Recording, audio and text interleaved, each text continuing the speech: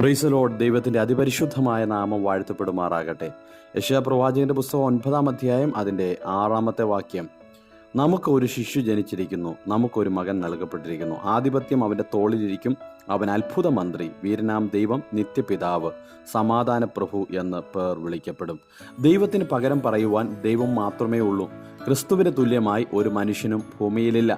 ജനനത്തിൽ അവൻ നിസ്തുല്യനാണ്. യേശു ജനിച്ചതുപോലെ ആരും ജനിച്ചിട്ടില്ല. മനുഷ്യജാതിയൊക്കെയും പാപത്തിൽ പിറന്നപ്പോൾ മനുഷ്യപുത്രൻ മാത്രം പാപക്കറ പറ്റാത്തവനായി പവിത്രനായി പാരിൽ പിറക്കുവാനിടയായി തീർന്നു. അവൻ ജീവിച്ചതുപോലെ ആരും ജീവിച്ചിട്ടില്ല. പാപികളോടുകൂടെ വസിച്ചെങ്കിലും പാപമില്ലാത്തവനായി, പാപം ചെയ്യാത്തവനായി, പാപം അറിയാത്തവനായി നമ്മുടെ കർത്താവ് ജീവിച്ചു. അവൻ സംസാരിച്ചതുപോലെ ആരും സംസാരിച്ചിട്ടില്ല. അവൻ പ്രവർത്തിച്ചതുപോലെ ആരും പ്രവർത്തിച്ചിട്ടില്ല. അവൻ സകലവും നന്നായി ചെയ്തു എന്ന് തിരുവചനം നമ്മെ പഠിപ്പിക്കുന്നു.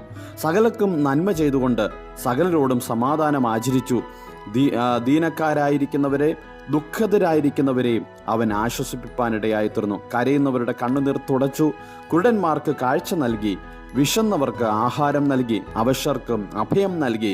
കാറ്റിനെയും കടലിനെയും ശാസിച്ച് അമർത്തുക മാത്രമല്ല, കടലിനു മീതെ കരയിൽ എന്ന പോലെ നടക്കുവാൻ തക്കവണ്ണം നമ്മുടെ കർത്താവ് കഴിഞ്ഞു. മരിച്ചവരെ അവൻ ഉയർപ്പിച്ചു. തൻ്റെ മരണത്താൽ മരണഭീതിയിൽ അടിമകളായിരുന്നവരൊക്കെയും ക്രിസ്തു വിടുവിപ്പാനിടയായി തീർന്നു. അവൻ എത്ര നിസ്തുല്യനായ കർത്താവ് തന്നെ.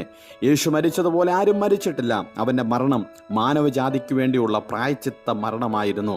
നീതിമാനായി നിഷ്കളങ്കനായവൻ തൂക്കിലേറ്റുവാൻ തക്കവണ്ണം ഒരു കുറ്റവും അവൻ ചെയ്തില്ലെങ്കിലും ക്രൂശുമരണമായിരുന്നു അവനെ വിധിച്ചത്.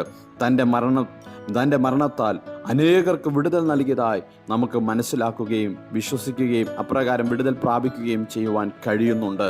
ആ കർത്താവിനെ കുറിച്ച് പറയുന്നു, അവൻ അത്ഭുത മന്ത്രി, വീരനാം ദൈവം, നിത്യപിതാവ്, സമാധാന പ്രഭു. എങ്കിലെ കർത്താവ് നമ്മുടെ ജീവിതത്തിലേക്ക് കടന്നു വരുമ്പോൾ നിത്യപിതാവായി, സമാധാന പ്രഭുവായി ഓരോ നിമിഷവും നമുക്ക് കർത്താവ് നമ്മോട് കൂടെ ഉണ്ട് എന്നുള്ള വിശ്വാസത്തോടെ നമുക്ക് മുൻപോട്ട് പോകാം. കർത്താവ് നമ്മെ എല്ലാവരെയും ബ്ലസ് ഓൾ.